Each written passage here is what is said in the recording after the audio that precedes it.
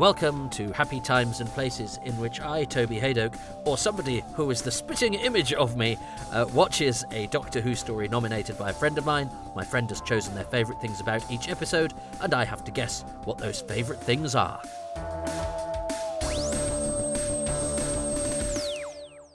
My name is Steve O'Brien, I'm a film and TV journalist, and for this episode I've nominated Black Orchid. Well, welcome back, everybody. You heard there Steve O'Brien, wonderful science fiction journalist, funny man, nice man. Steve knows his stuff, wears it lightly. I have to say, as a young, uncool, as a getting a bit older, post-university, uncool science fiction nerd, Steve always seemed a bit rock and roll to me. So I hope some of his rock and rollness rubs off on my corduroy hide, on my tweedy aspect is sprinkled with some of his stardust, his spiky-haired stardust. Anyway, thanks to Steve, such a nice chap. Glad he's done this. But he's chosen Black Orchid. And I've moved it up the order because Steve wanted to know when I was going to do one of his. So you're going to have to wait for, spoilers, Boomtown, because I've done quite a lot of Ecclestons as well. There aren't many Ecclestons left. They were snapped up very quickly. So Boomtown and Black Orchid. Never one to follow the herd was Mr. O'Brien. But that's, I think, partially because, Steve got a list that was slightly depleted. Anyway, let us see what Steve and I make of Black Orchid Part 2. And I am going to press play in 3, 2, 1. I've pressed it. It's just taking ages now. And now I've got the blue circle thing. So it's going to go in 3, 2, 1. Nope. There we go. Started now. Oh, right. Anyway, so there we go. So you're probably out of sync already. And this story is out of sync with much that surrounds it. So we've just come from another historical, a semi-historical in The Visitation. So, back in time. And I think Doctor Who does do well going back in time because I love the futuristic being grafted onto the past, especially all of that stuff that the BBC does so well and that British actors do so well. Having, part of Doctor Who is about, shoving the unexpected onto a recognisable template in a way. Yeti on your loo in Tooting Bec, time travellers in your Miss Marple mystery. And yes, and of course we used to do these sorts of things very well. I mean, they continue to be popular, don't they? Down, I remember everyone, being surprised by the success of Downton Abbey, and it's like, well, that's the sort of thing we've done really well all the time. We just didn't for a bit. And they travel well as well because this is what, I'm sure there are some Americans who still think that Britain's pretty much like everybody in this country is pretty much like everyone in this story. And I believe there are. I mean, there are still, I'm from the countryside in the middle of nowhere, and I know there are people who live in these sorts of big old houses who are probably slightly out of touch with what's going on in inner city Manchester, for example. But there we go. That's a nice mystery, the dead man in the cupboard. Although we actually know who he is and what's happened to him. So Ahmed Khalil, who is Latoni, she manages to maintain her dignity while doing this, Barbara Murray. But also, I think there is a certain sense of going, I'm on the edge of insanity here. But Ahmed Khalil is in the brilliant Gangsters by Philip Martin. And I think ends up eventually having top billing because Maurice Colburn gets his credit at the end of the opening title sequence. And the wonderful music and the sort of Birmingham city landscape with that music. And Ahmed Khalil, gets top billing because it's a very multicultural show. And he's brilliant in it as this sort of policeman. And he's the main guy really, who helping the lead Maurice Colborne, and it's a great moment for him. He's still around. I think he makes lots of films abroad now. But he was still going. But he's had an amazing career, and of course had to obviously probably come in and do a lot of ADR work for this, because I think that scene where he's talking to Lady Cranley in part one, it's obviously all done in ADR, post dubbed. I don't think Latoni is the best part for dear Mr. Khalil, but he's a good actor, and it's nice that he's one of the many to have etched his name on the Doctor Who notice board, as it were. For somebody who's lost his mind, George Cranley is pretty cunning, isn't he? I mean, he's worked out this whole plan to disguise himself as the Doctor. Learn how to stand up straight and not dribble for a Charleston. Oh, you couldn't be bored by Murray Watson. What a charming gentleman. He was very, very old by the time I visited him, and was very stooped. And his house in Barnes, but he's in the Quatermass Experiment, and he's actually not very good in it. I think it's the only time I've ever seen him not be particularly good. But it's a very early performance from him, and he couldn't quite work out why he'd been given the part in the Quatermass Experiment, because he then doesn't do another telly for a while. And he disappears after episode 2 as well, and he's a bit too large. But thereafter, he calmed himself down, and he is an effortlessly charming performer, very good at this sort of acting that he does in this. Great for brigadiers and military men and chief constables. He.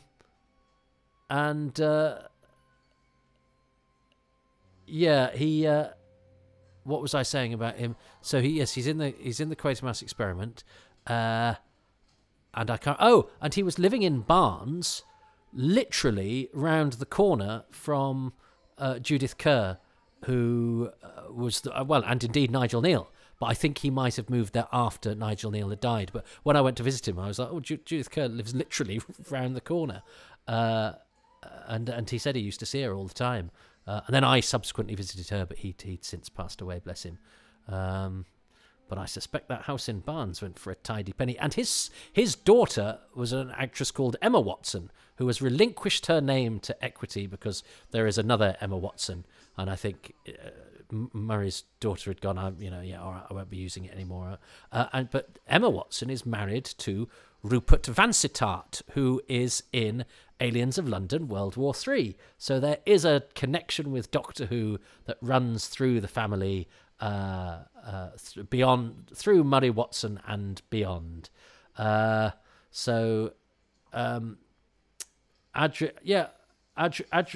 Adric's, they've decided that Adric hasn't got much to do in this story. Love the fact he's still got his badge for mathematical excellence on his costume. He says he hasn't had breakfast and then picks up a spring onion. If you haven't had breakfast, the last thing you want to cleanse your palate with is a spring onion. I wonder what it is that Brewster whispers to Lord Cranley, and because he doesn't have long. He says, "Somebody's died. I think you better come with me." But yeah, they've decided Adric hasn't got much to do in this story, so they think, well, let's just make him greedy because he's so charming otherwise. Let's give him an annoying character trait. It is in keeping because he does ask that nice lady for cheese in State of Decay, doesn't she? In case the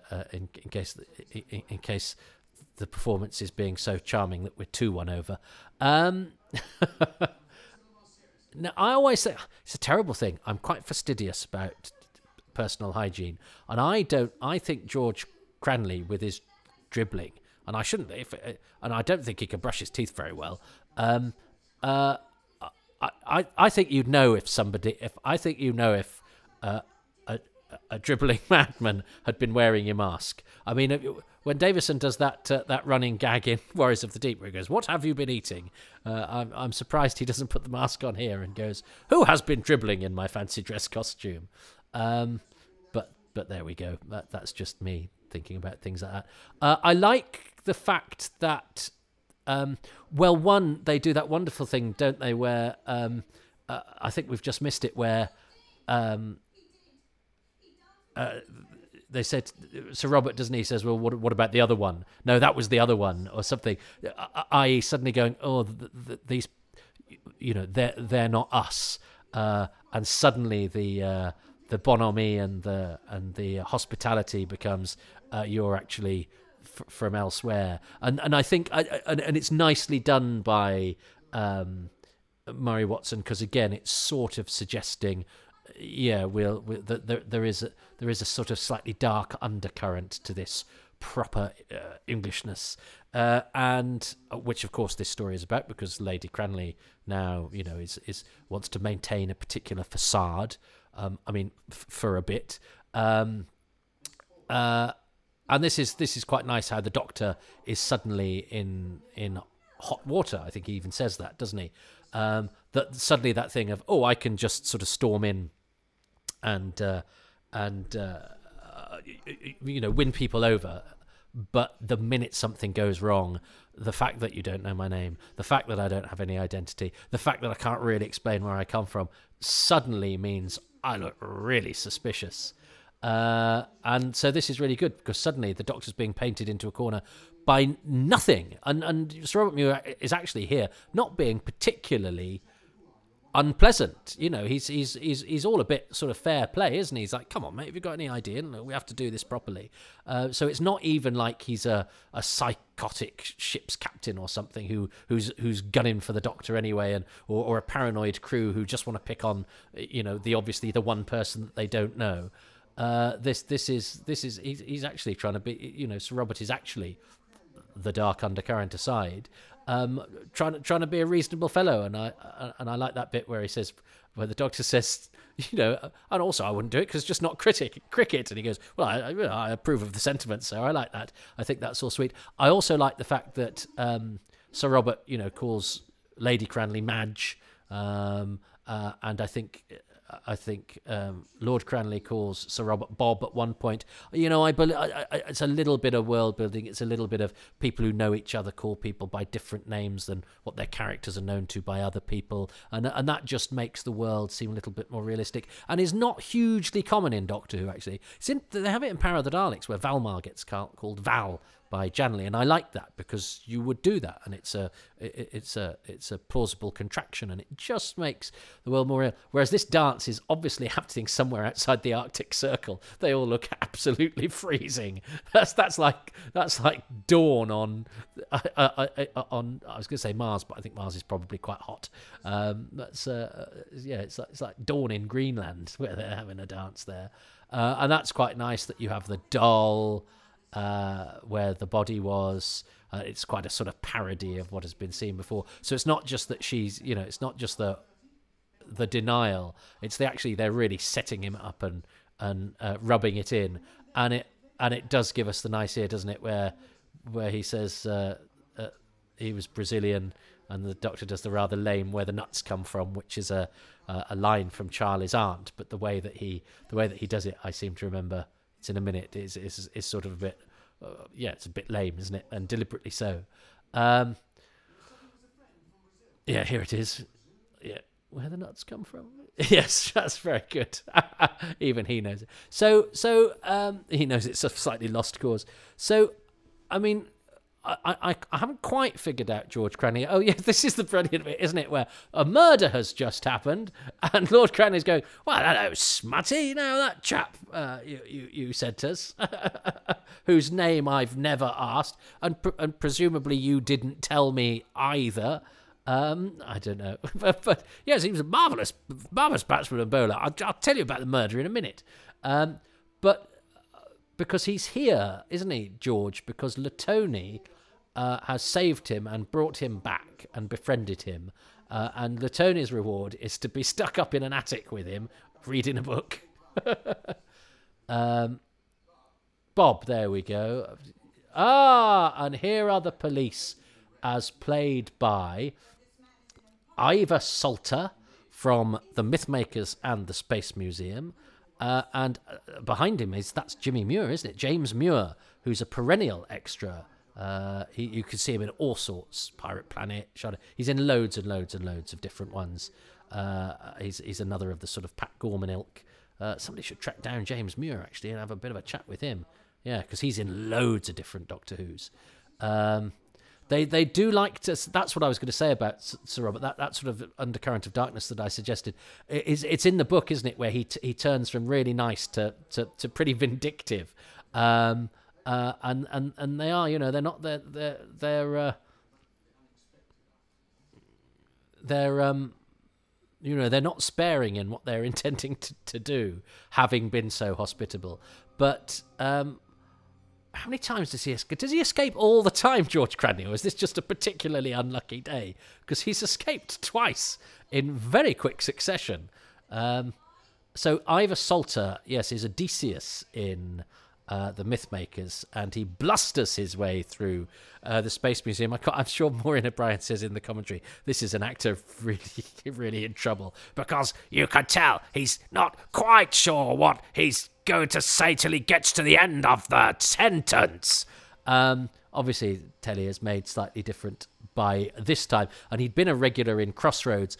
He was Alan Curtis from the War Machines knew and worked with Ivor Salter a few times, and said that Salter was a very bad drunk.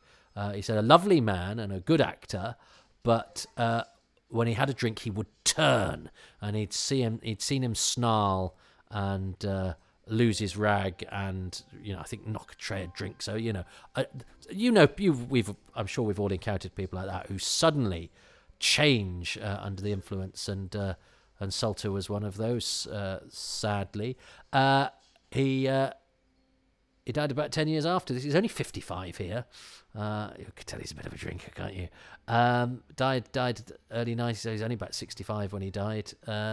But he does have another Doctor Who connection, because he's the ticket inspector on the London Underground in the Lenny Henry Doctor Who sketch. Ha ha ha ha. So there we go. So he's got another claim to Doctor Who fame. But this is a really odd way of storytelling, isn't it? So how do we get them to believe that the Doctor's not a murderer in this story that is entirely historical? Well, let's get him to demonstrate that he's from time and space. I mean, this story could have been told without the Doctor ever having to let on that he's an alien. And in fact, I think it might have been better for it. But instead, he just sort of goes, well, if I show you if I'm from space, will that kind of explain everything to you? Which is a really odd storytelling beat, especially as Lady Cranley is now telling Lord Cranley the entire truth. And he's going, well, so actually that's the whole case rumbled. And Lady Cranley's going, oh, no, he'll be fine because he's innocent. So everybody's motives for doing what they're doing are a bit muddled, I'd say. Oh, you saw Timothy Block then, and he's not credited in this episode. So I'd have had a word with my agent about that, because I'm there present in the episode, even if I'm not speaking. I'm hired as an actor. I'm not an extra. Oh, so anyway, he does that. He does that very well, actually. Ivor Salter. There won't be any room. I like that, but I think that's a really odd story bit. If every time the Doctor went into history and was in trouble, he'd say, shall I show you that I've got a spaceship? So Latoni, who has very kindly saved George Cranley and somehow transported him from Brazil to here, the first thing he does when he escapes is kill him. And you could say, okay, his mind is bent, as Lilo would say. So except for when it comes for dance-based subterfuge. But there we go. I've got to accentuate the positive. But Terence Dudley's an odd fish, isn't he? I'm not quite sure how Terence Dudley ended up. I mean, it's odd. He's one of those rare people, isn't he? Because he's rare people. He's written and directed for Doctor Who. But as with 40 Doomsday, which I found rather charming, this does do some rather odd beats, I would say, for a Doctor Who story. Strike Me Pink, bless him. This is Andrew Tyrrell, who was a very useful sort of light comedy actor who was in sitcoms. He was in No Place Like Home, and he was a regular in Waiting for God, who he knew Daniel Hill very well because Dan Hill was in both of those series I just mentioned, and I know Daniel, and he said that Andrew just got a brain tumor and died very young, 57, in the early 2000s. So cut very short, sadly. And as I say, had a useful career that you could have in the sort of 70s and 80s on BBC television as a sort of light, charming light comedy presence. Stripe Me Pink, and he's quite fun in this. It's got a nice little cameo as is it Constable Cummings. That's oh, poor old Anne. Now the house is on fire. This is what George. Oh, I see. Yes, he's burnt the door down in order to get out of the door. It's a good job he's played by a stuntman, isn't it? But he's burnt the door down to get out of the door, which again is, of course, it's because he's mad. He's mad, so he's mad. I would question the Cranleys keeping George upstairs with his hands and legs tied up. As actually, it's 3 times he's escaped, isn't it? Because he escapes at the very beginning to kill Digby, then he escapes to go and do the dance, and then he's escaped again. That's, one you could think was carelessness, but 3 times. I like the way that she does this line here. That thing, as you call him, is my eldest son, George. I like the way that she does that. Barbara Murray has a lovely a tremor to her voice, and she was a terrific actress. She's beautiful in The Planemakers. She's Patrick Wymark's wife, who he treats very badly. All the women are treated very badly in The Planemakers. If you've never seen The Planemakers, there's lots of men shouting in an office, but it's marvellous. Everyone drinking and smoking at lunchtime and yelling at each other about business and affairs. It's great. And this is all done, this is all very nicely done with economy. It's a beautiful house. So the house is on fire. Just banged a smoke machine on the top, haven't they? Gareth Milne, playing the unknown, is a stunt man. I've never seen him interviewed. He's another one that needs to be interviewed. There's lots of people from this story that should be interviewed. It's not going to happen for the Blu-ray now. Oh, I think Alex Moore might have interviewed Gareth Milne, but I'm surprised he hasn't, because he was Davison's stunt double in Androzani as well. I'm surprised. I'm surprised he's. In fact, I think that's Gareth Milne as well, climbing up and being Michael Cochrane's stunt double too.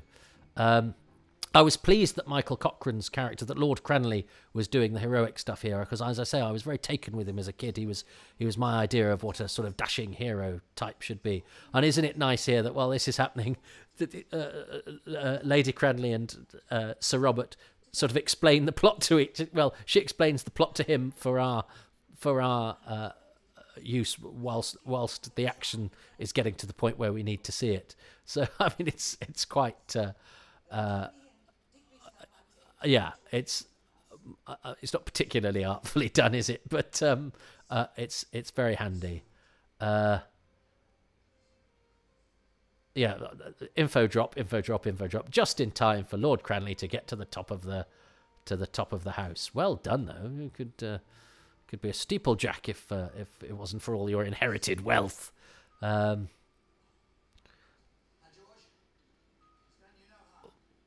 So yeah, actually, he's doing the heroic stuff here, but now the Doctor's here on top. So yeah, Terence Dudley is an odd choice, and I don't think Eric Saywood liked Terence Dudley. I'm sure I've read a memo recently where he sort of says, "I don't know why you're being so patronising to me." They were arguing about feedback, I think. And so, actually, it doesn't take that much to resolve the story, does it? That's a beautiful red piece of ivy or whatever it is on the back of the thing. Anyway, don't be distracted by plants. It doesn't take much to actually resolve the plot. I don't know what these tribes people have done to him. Yes, they cut his tongue out, but what did they do to his face? I think my partner, were she watching, would have something to say about, the depiction of disability and difference and all that sort of thing, which again, like women fainting, is a sort of trope. Is people who have physical deformities are have to have a sort of broken mind and be somehow subhuman in other ways, and it's a depiction that, you know, does not age well. And even now, you know, on television, there's often, you know, the person with the melty face is the bad one because their motivation for being bad is because of their melty face, which, you know, says a lot about how we view what is, in inverted commas, different. And I've become a bit more sensitive to this now that I spend a lot more time with members of the disabled community, particularly you know, performers from the disabled community. But that aside, Gareth Milne did a very good stunt there where he actually missed the boxes, so that thud as he hits the ground is a real one, but he survived. What I really like about this is that they hang around for the funeral, because that would have been, well, at least a week, I should think, and that everybody's dressed in funeral garb. Did the Doctor and Adric really go to the funeral dressed like... If somebody turned up to my son's funeral in Adric's pyjamas, I'd kick him in the bollocks. But I like the fact that the Cranleys are all dressed in black, and that gives it a bit of the realism. And I like it when there's a suggestion that, you know, they've stayed beyond the adventuring, you know, and probably had a bit of a wind down and perhaps eaten the rest of that fish. So I think that's quite sweet. It's a funny old thing, though, isn't it? And yes, I'm not quite sure. The whole sort of backstory, the info dump of the backstory about he met the tribe and they were horrible to him, and then another tribe were nice to him, and then somehow Latoni negotiated travel and customs to get him back home, and then what we did when we got him back home was just locked him in the attic with the bloke who'd rescued him, who we made just sit with him and read a book. But, you know, there's plenty in there that Doctor Who does well that brushes over the cracks. But I think Terence Dudley is a strange writer for Doctor Who. He really is. But I like the fact that Black Orchid exists, that if I'm in the mood for a piece of early Davison and I want one that hasn't got, you know, sci-fi elements to it, I've got that choice. That it's not just the... And, you know, I love the Hartnell historicals, but I have to say I probably don't choose to watch them as often as I do the others. So is that a little bit of me liking the idea that I like the historicals, because a lot of people don't like the historicals. So if I like the historicals, it means I'm being a person of eclectic palate. But I do think the BBC does that stuff well. I think they seem, you know, much more elegant than a lot of Doctor Who productions, which have to try and be spangly and futuristic. So, you know, it's got the ballast of all that stuff that the BBC does well, and all those actors. So what are my favourite? Well, my favourite thing about episode 2, and then my favourite thing of the whole lot.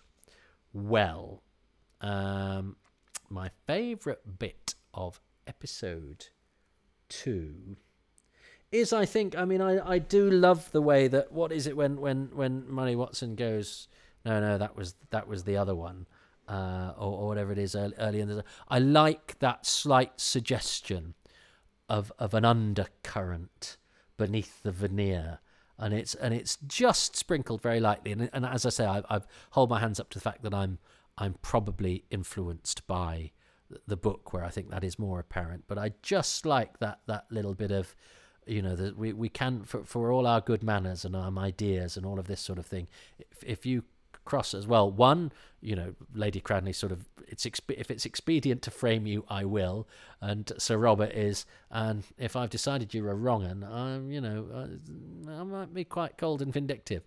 I like that. So the undercurrent to the, you know, all the nice tropes of costume drama that we have, and I think my bonus thing, my overall thing, is just it's the BBC. It's the BBC's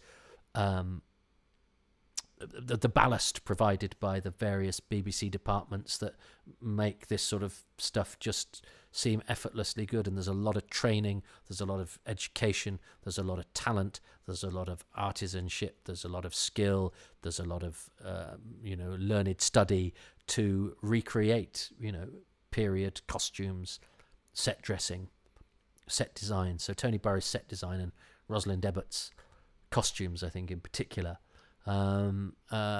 make this, as we've said, almost gleefully inconsequential slice of Doctor Who that does have its problems at a scripting level. It really, I think it has some quite severe problems at a scripting level. It's still there's still plenty to feast on while you're watching it. That means you sort of go, but that's all right, because that's not really what I'm here for.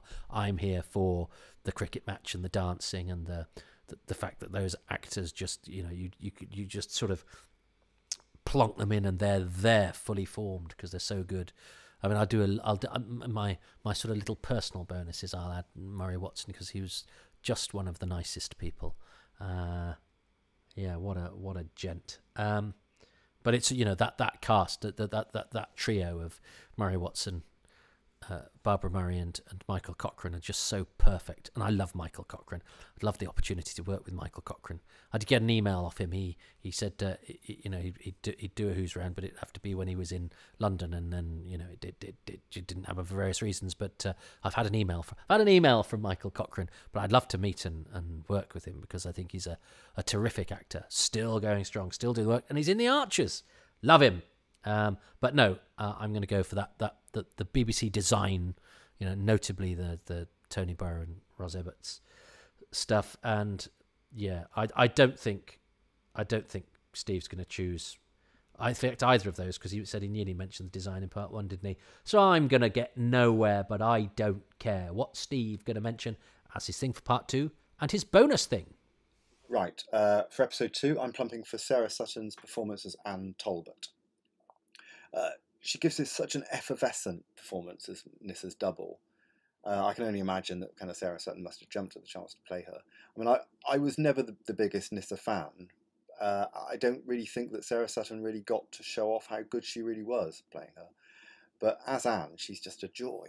And in my head, there's a version of the Davison era in which Nissa was killed off in Black Orchid, and Anne replaced her in the TARDIS. And I just love the idea of this flapper debutante encountering Daleks and Cybermen and Tractators and everything being a jolly wheeze. If only. Well, I'm gonna come into that now because he's left a pause like a true pro. Well, I mentioned Nissa and Anne as my thing for part 1, and I think he's right. I think Sarah Sutton is a better actress than she's allowed to be in Doctor Who often. I mean, it's telling that she has a ball in Arc of Infinity when it's just her and the Doctor, and I know that Peter Davison sort of wanted to keep her on because he thought he worked particularly well with her, and I love that. And what did he say? Flapper debutante. He's got a good way with words, hasn't he? Anne travelling with the TARDIS crew, I think, is a cracking idea. They could have probably done that, couldn't they? That was the final swap. Oh well, they've gone off in their TARDIS. Now I can marry you, Anne. Anne, are you sure? Oh, that would have been brilliant. They could have left it on that note. That would have been hilarious. But yes, that's a good choice. I couldn't really have chosen that for my episode 2 because I sort of chose that for episode 1, but I'm not sure I can give myself a point for that because I was more about... I mean, I did mention that I think Sarah Sutton is very good at differentiating the two characters, but I think I was a bit broader than that. I don't know. If you want to give me a point, if the independent podcast ombuds people want to give me a point for that, they can. And what's Steve's bonus thing going to be? Okay, now for my bonus favourite thing from Black Orchid, I'm going to go for Adric's gluttony. Oh. So many stories simply don't really know what to do with the character, but actually he's probably at his best when he's simply being comic relief, I think. So after all these stories that hammered home how mathematically brilliant he is, it's just so humanising to see that he's happiest at a buffet. And if I was moved at all a few weeks later by his death, it probably had a fair bit to do with kind of loving him in this story. So yeah, Adric and his love of cold cuts, that's my bonus. Now you see, that is Steve doing what this podcast is all about, which is accentuating the positive. He has given a positive read to a thing that that I don't particularly, because I just see that as them going, what should we give Adric to do? Let's give him a personality trait. what do we think we should give him a personality trait that makes him more likable? Oh no, because he's got likability in spades. Let's give him a personality trait that'll make him a bit annoying. Should we? Do we not? Have we not got the annoying thing? No. But you see, Steve has spun that, or has rationalised it for himself, or has enjoyed it in a positive way. So good. Steve has truly beaten me there, because he's beaten me to the ethos of what all this is about. I mean, it's astonishing, really, is that's Adric's final flourish before his death story. Isn't it bizarre as well that Earthshock is next? That's the beauty of Doctor Who. It's gone from that, and yeah, what Adric does in that, to then throwing him full steam ahead to his final doomed adventure. And we've gone from that, all flappers and screwdrivers and Charlesons, into, gloomy corridors, squelchy android death and marching Cybermen in silos. Love it. Love a bit of Doctor Who. That's why it's such a great show. And it's brought me into the orbit of people like Steve O'Brien, who I like very much, whose work I would urge you to check out. He manages to mix, erudition and knowledge of the subject with a good turn of phrase and a sort of amusement that is never at the expense of, sometimes, funny writers, I think, are sometimes too concerned with being funny that they lose sight of the thing that they're writing about. I don't think Steve ever does that. He's got a natural wit, but he's always a servant to the job at hand, which is assessing the piece of television or film, but the television that is under his microscope. So Black Orchid couldn't have wished for a better advocate, and because I don't think it particularly had one in me. I tried. It's fine, isn't it? It's fine. It's a lovely production. It's got lots of lovely moments. Davison is brilliant. All those actors are brilliant. It looks gorgeous. It's just a very, very oddly plotted thing. I really think some of the bits you'd read and go, really? I think we might need another go at this. But it's all sleight of hand, isn't it? It's all a bit of a magician's flourish, with all those sort of distracting, settings and designs and backdrops, and I think all that Charleston music and all that is lovely. So I love it, and the fact that we have coming up now to 60 years, but even if it had just been the 26 years of Doctor Who, it can afford to have a charming two-part interlude into the 1920s with the Doctor getting mistaken for a cricketing doctor. Absolutely. Black Orchid has its place in the Doctor Who canon, and yes, it would be even if it's not hugely better for it, it would be poorer without it. Sorry, I'm damning you with faint praise, Black Orchid, but that was an enjoyable interlude. But I do think of the two-parters. I think The Awakening is my favourite. I think The Awakening is a genuinely strong Doctor Who story. I like that a lot. But anyway, I may not have mustered as much enthusiasm as I liked, but you got more out of me than if you cut my tongue out and tied me up. So for that, I think we can all be grateful. Well, until next time, thank you very much for watching, and happy times and places to you and yours. And thanks to Steve O'Brien. Goodbye.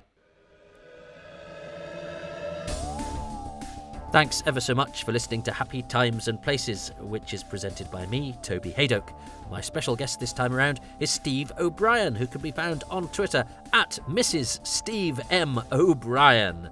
I'd like to thank him and all the patrons who are locked upstairs in an attic and yet still have the wherewithal to contribute and make these podcasts possible. And they include Thomas Guerrier, Paul J. Guest, Robin Groen, Lisa Gledhill, Ginger Animator, Charles Gears, David Gillespie, Paul Gibbons, Mark Findlay-Smith, Andrew Egan, Andrew East, Paul Dykes, Drew, Tim Dickinson, Ian Dean, Shanty Day, Robert Davies, Hugh Davies, Chris Davies, Rob Dawson, Matt Dale, Paul Philip Dahlgren, Simon Curtis, Dave Curran, Lee Kremin, Philip Craggs, Peter Crocker, Ben Cowdell, Leslie Coots, Paul Cornell, Matt Corner, Martin Cook, Ben Cook, Paul Colnaghy and Simon Coling.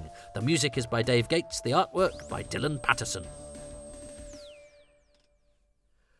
And if you would like to join that illustrious list of attic-dwelling patrons, please, well, it's better than reading Latoni's book, isn't it?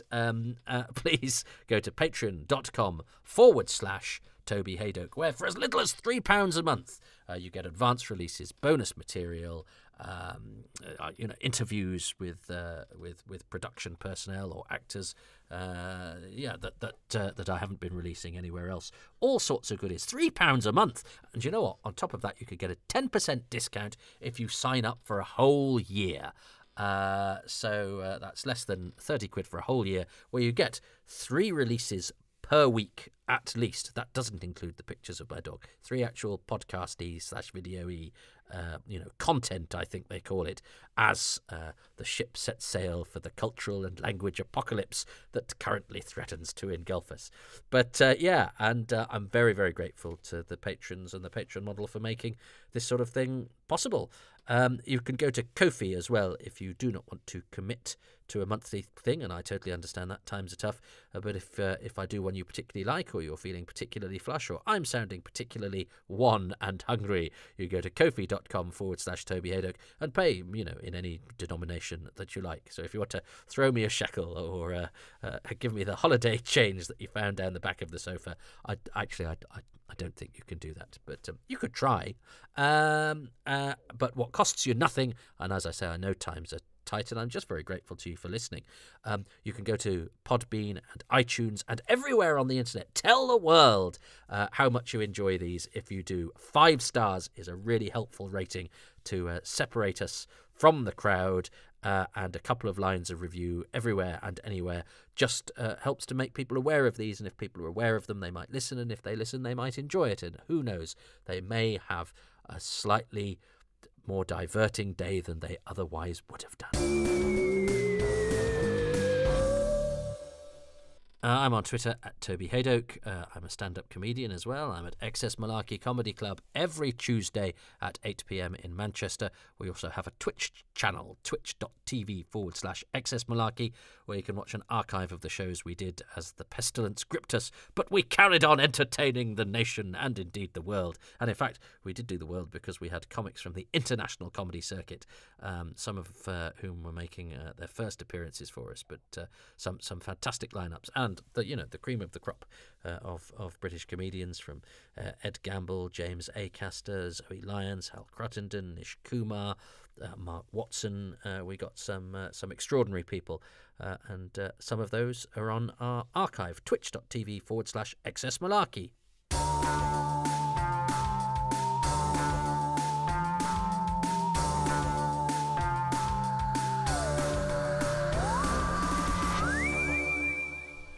I'm actually supposed to be having a day off today instead of recording these credits because I've been a bit poorly. I've been in bed, but I had to get up to do a Doctor Who DVD commentary via the Zoom and the clean feed for a forthcoming Doctor Who electronic device release.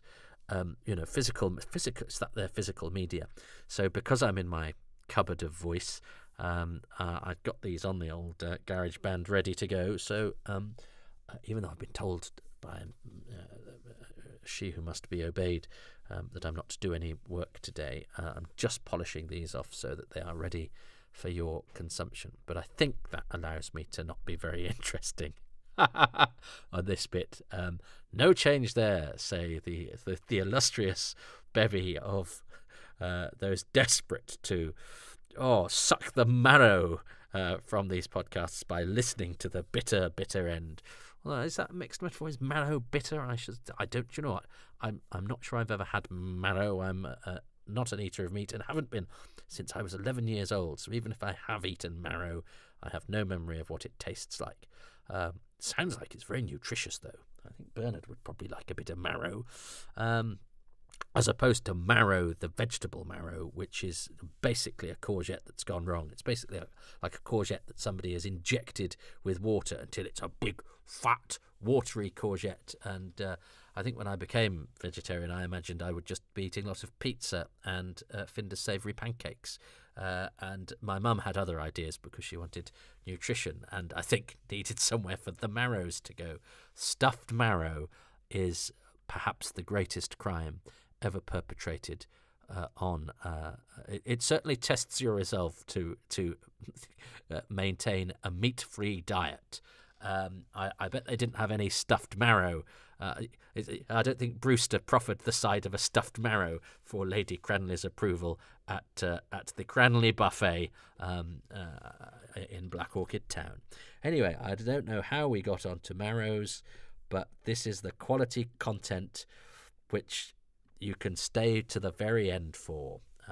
So, lucky you.